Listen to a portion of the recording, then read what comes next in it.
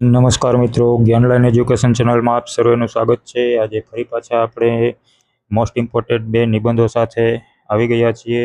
તો તેમાં સૌથી પહેલો નિબંધ છે ગિફ્ટેડ ચિલ્ડ્રન, પ્રતિભાશાળી બાળકો, તેની ઓળખ અને તેમનું ઘડતર। તો સૌથી પહેલાં શરૂઆત। દરેક બાળકમાં એક અનોખી પ્રતિભા છુપાયેલી હોય છે, પણ પ્રતિભાશાળી બાળકને સામાન્ય બીબામાં ઢાળી શકાતું નથી, તેને મુક્ત આકાશ આપવું પડે છે।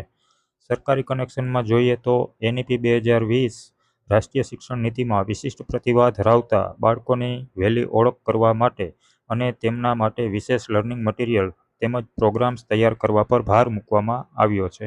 ઓળખાણના લક્ષણો, જેના મુખ્ય 3 શબ્દો છે: ઉચ્ચ બુદ્ધિઆંક, સામાન્ય બાળકો કરતાં ઘણી ઝડપથી કન્સેપ્ટ સમજી લેવા, અસાધારણ યાદશક્તિ હોવી અને જટિલ સમસ્યાઓનો ત્વરિત ઉકેલ શોધવો।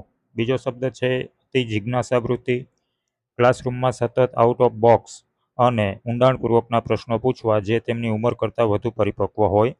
ત્રીજો શબ્દ છે ઉચ્ચ સર્જનાત્મકતા, કોઈ પણ કાર્યને તદ્દન નવી અને મૌલિક રીતે કરવાની ક્ષમતા। તેઓ પરંપરાગત ગોખણપટ્ટીવાળી પદ્ધતિથી ઝડપી કંટાળી જાય છે। ત્યાર પછીનો મુદ્દો છે તેમનું ઘડતર, જેના મુખ્ય 3 શબ્દો।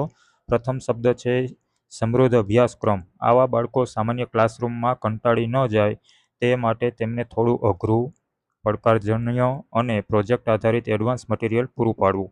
બીજો શબ્દ છે યોગ્ય માર્ગદર્શન, શિક્ષકે માત્ર માહિતી આપનાર નહીં, પણ એક ફેસિલિટર બનીને બાળકની શક્તિને યોગ્ય દિશા આપવી, જેથી તેમની ઉર્જા નકારાત્મક બાબતો તરફ ન વળે।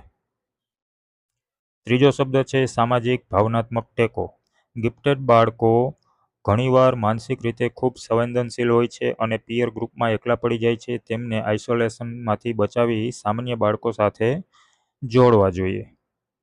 હવે આવે છે નિષ્કર્ષ, જેના મુખ્ય 2 શબ્દો છે માનવ સંસાધન મૂડી, પ્રતિભાશાળી બાળકો એ દેશની અમૂલ્ય સંપત્તિ છે। જો નાનપણથી જ તેમનામાં યોગ્ય રોકાણ કરવામાં આવે તો તેઓ ભવિષ્યના મહાન વૈજ્ઞાનિકો અને ઇનોવેટર્સ અને તથા લીડર્સ બને છે।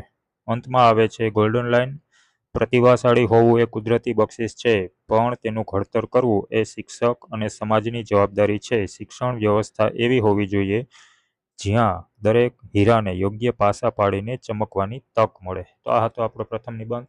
હવે આપણે જોવા જઈ રહ્યા છીએ બીજો નિબંધ, જે છે ગ્રેડિંગ સિસ્ટમ વિરુદ્ધ ગુણ પદ્ધતિ। શરૂઆતમાં જોઈએ તો શિક્ષણનો હેતુ સરખામણી કરીને ગુલામ બનાવવાનો નથી, પણ દરેક બાળકની અનોખી ક્ષમતાને ખીલવીને મુક્ત કરવાનો છે। સરકારી કનેક્શનમાં NEP 2020 રાષ્ટ્રીય શિક્ષણ નીતિમાં વિદ્યાર્થીઓ પરથી પરીક્ષા અને ગુણનું માનસિક દબાણ ઘટાડવા માટે ગુણ પદ્ધતિને બદલે ગ્રેડિંગ અને હોલિસ્ટિક એસેસમેન્ટ એટલે કે સર્વાંગી મૂલ્યાંકન પર વિશેષ ભાર મૂકવામાં આવ્યો છે। ગુણ પદ્ધતિના પડકારો, જેના મુખ્ય 3 શબ્દો। પ્રથમ શબ્દ છે ગળાકાપ સ્પર્ધા, માત્ર 1 કે 2 માર્ક્સ માટે વિદ્યાર્થીઓ વચ્ચે બિન આરોગ્યપ્રદ હરીફાઈ ઊભી થાય છે, જે પીઆર પ્રેશર અને માનસિક તણાવનું મુખ્ય કારણ બને છે।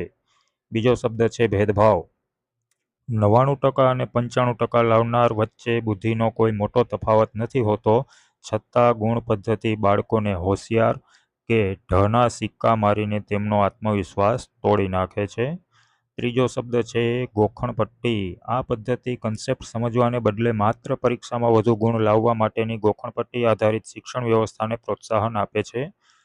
હવે આવે છે ગ્રેડિંગ સિસ્ટમના ફાયદા, જેના મુખ્ય 3 શબ્દો છે। પ્રથમ શબ્દ છે તણાવ મુક્તિ, ગુણના ચોક્કસ આંકડાને બદલે ABC જેવા ગ્રેડ આપવાથી વિદ્યાર્થીઓ અને વાલીઓ પરથી ટકાવારીનું માનસિક દબાણ ઘણું ઓછું થાય છે। બીજો શબ્દ છે વ્યાપક વર્ગીકરણ, સમાન બૌદ્ધિક ક્ષમતા ધરાવતા વિદ્યાર્થીઓને એક જ ગ્રેડ બ્રેકેટમાં રાખવામાં આવે છે, જેથી બિનજરૂરી ઈર્ષા કે સ્પર્ધા વગર તંદુરસ્ત વાતાવરણ બને છે। ત્રીજો શબ્દ છે કૌશલ્ય પર ધ્યાન, ગ્રેડિંગ સિસ્ટમમાં અભ્યાસની સાથે રમતગમત, કલા અને જીવન કૌશલ્યોને પણ ગ્રેડ આપીને બાળકના સર્વાંગી વિકાસને માપવામાં આવે છે। હવે અંતમાં આવે છે નિષ્કર્ષ, જેના મુખ્ય 2 શબ્દો। પ્રથમ શબ્દ છે સંતુલિત મૂલ્યાંકન, ગ્રેડિંગ સિસ્ટમ વધુ માનવતાવાદી અને વૈજ્ઞાનિક છે, પરંતુ તેમાં પણ વિદ્યાર્થીઓ આળસુ ન બની જાય તે માટે આંતરિક મૂલ્યાંકન કડક હોવું જોઈએ. અંતમાં આવે છે ગોલ્ડન લાઇન: એક કાગળનો ટુકડો કે ગુણનો આંકડો કોઈ બાળકના ભવિષ્ય અને તેની પ્રતિભાનો ફેસલો ન કરી શકે. શિક્ષણનું સાચું લક્ષ્ય ગુણની રેસ જીતવાનું નહીં, પણ જ્ઞાનનું સર્જન કરવાનું છે. તો આજના આપણા આ બે મહત્વના નિબંધો, જેને આપણે શબ્દો સાથે ખૂબ સરળતાથી સમજ્યા. હવે જો આવા જ નિબંધો વિશે વધારે જાણવું હોય તો આપણી ચેનલને સબસ્ક્રાઈબ કરી લેજો. ફરી મળશું નવા બે નિબંધો સાથે.